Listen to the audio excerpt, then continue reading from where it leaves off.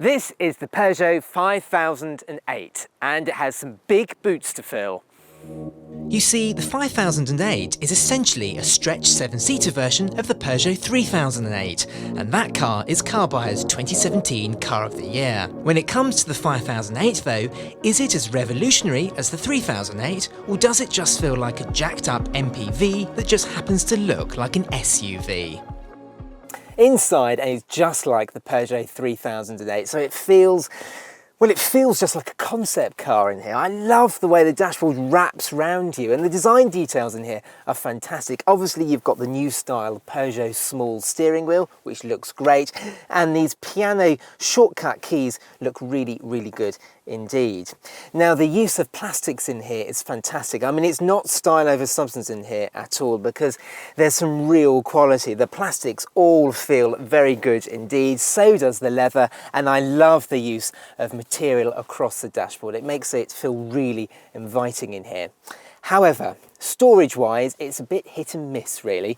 Now the door bins easily pass the Carbuyer big bottle test. They're also flocked lined, which means your keys and other items stored in there don't rattle around. But the glove box, I mean, I've never seen a glove box so small in my life. You can't fit anything in there. So where am I going to put the large packet of crisps? Happily, there is a large storage place under the armrest, which is easily large enough for a large packet of crisps, but I can overlook the little problems with storage really, because it's the level of technology and standard equipment on this car that really does amaze me. Now on some models you can have fragranced air that is pumped through the air vents, and some models also have massaging seats. This car has it, and we've got various massaging functions, including something called cat's paw. That's very odd, but all cars come as standard with Peugeot's iCockpit. Now it's exactly the same as Audi's virtual cockpit. It is home to your navigation, your dials, your phone and all sorts of other information. But the best thing about it is that it's standard on every single 5008. Trim levels are split into Active, Allure, GT line and Top Spec GT, and all cars come with 7 seats. Active trim gets you the digital dashboard and infotainment touchscreen, complete with Apple CarPlay and Android Auto, as well as 17-inch alloy wheels, autonomous emergency braking and reversing sensors. Allure brings all-round parking sensors, a reversing camera, sat-nav and some extra safety kit, while the GT line model you see here adds sport seats, 18-inch alloy wheels and LED headlights. Top Spec GT models come with keyless entry and go, adaptive cruise control, soft Nappa leather upholstery, massaging front seats and a panoramic sunroof. In the back, and there is tons and tons of room for the middle seat passengers. So let me just get comfortable here. Let's stick that headrest up. And you can see here we've got 3 individual seats. I mean, you don't get that in the Peugeot 3008, for instance. Now, there is tons and tons of knee room, and there's lots of nice little touches back here as well. On this car, we've got roller blinds for the children, and there are little tables here as well. I mean, they don't feel particularly strong, but they're a nice touch anyway. The door bins, I can fit 2 little water bottles in there, and there's some extra storage hidden in this car as well. Now under this completely flat floor, let me just peel back the carpet and you can see that there's a little flap here, and I can just stick those in there like that, put that down and roll the carpet back. Now you do get 3 individual rear seats back here, which is quite nice, and you can just about fit 3 child seats across here as well. And because they're all individual, they all slide forwards, they all recline as well, which is quite a nice touch.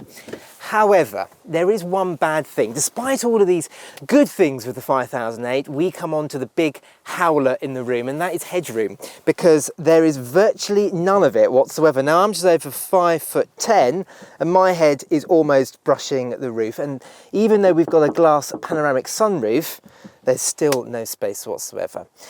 Weirdly, there is less headroom back here than there is in the 3008. I don't quite know how Peugeot have done it. Perhaps it's because these are individual seats and they're positioned a little bit higher up. But I mean, that really isn't good enough. Now, as this is a 7-seater, I'm going to hop in the back so you can see how much space there is.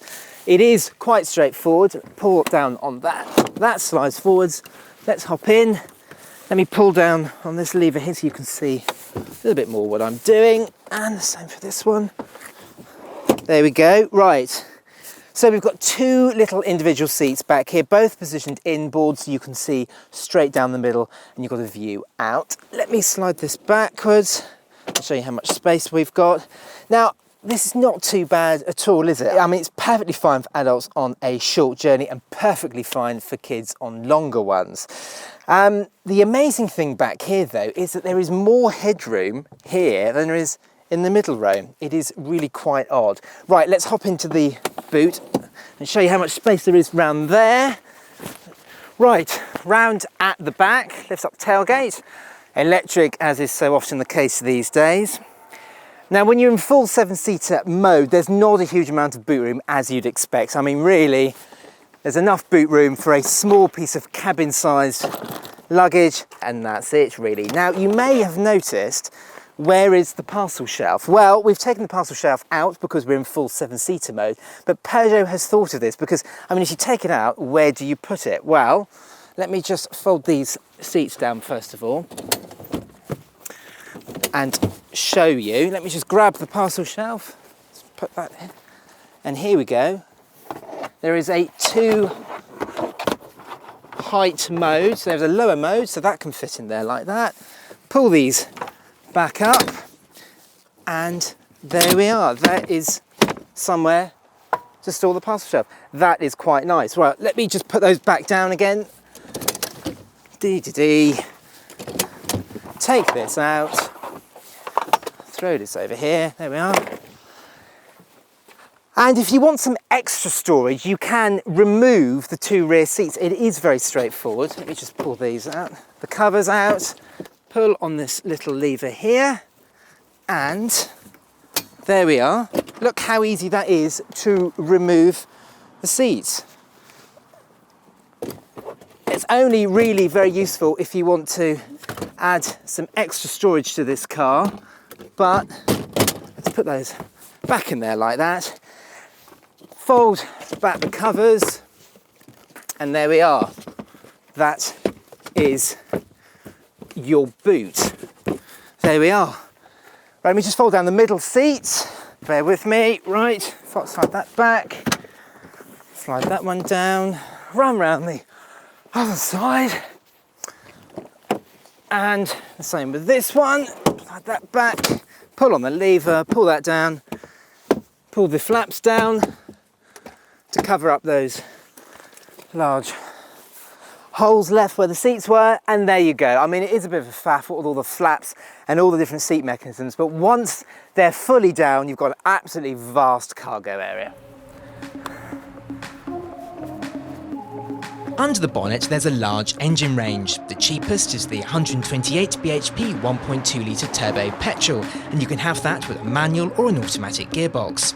There's also a 163 bhp 1.6 litre turbo petrol, which is auto only. The diesel range consists of a manual only 99 bhp 1.6 or 118 bhp 1.6 with manual or automatic gearboxes, which later in 2017 will be replaced by 128 bhp 1.5. There's also a 2 litre diesel with 148 or 178 bhp. Also, there's no 4-wheel drive, although you can spec your 5008 with advanced grip control, which does clever things to the traction control system to help you in slippery conditions. We've got the 1.2 3-cylinder turbocharged petrol engine here, and it's a very decent engine. It's revvy, very punchy, and if you're carrying 2 people or 3 people, it's going to be absolutely fine. However, if you're going to be carrying lots of people, 7 people for example, or a boot full of luggage, I think you're going to have one of the 1.6 petrols or diesels, because this, fully laden, starts to struggle just a little bit. Economy officially stands at between 49 to 55 mpg for the petrol engines and 59 to 69 mpg for the diesels. Obviously, the more power you go for, the less economy you'll see. As for performance, well, 0 to 62 miles an hour ranges from a ponderous 13.6 seconds for the basic 99 bhp to 9.1 seconds for the 178 bhp diesel. Handling wise, well, for the most part, the 5008 is absolutely fine. Now, because it's a little bit bigger than the 3008, it actually rides better than that car. The 3008 tends to hop and skip over bumps, whereas this levels bumps out a little bit more. It's almost on par with a Skoda Kodiaq for outright comfort. However, and this is a big however, because it concerns the small steering wheel. Now, this little wheel is absolutely fine on something small like a 208 or a 308, where it adds to the general fun of the car, but in something like this, it makes the car feel very nervous and restless, especially as the steering is quite sharp. Also, the 5008 does feel like a big car. Up front it feels like a 3008, but look over your shoulder and it feels like a big old MPV.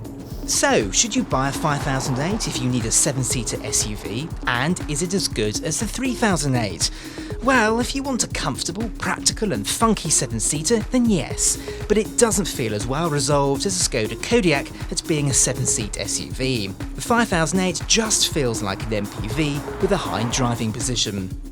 If you've enjoyed this video, click here for our review of the Skoda Kodiaq, and don't forget to like this video and subscribe to our channel by pressing the Carbuyer logo.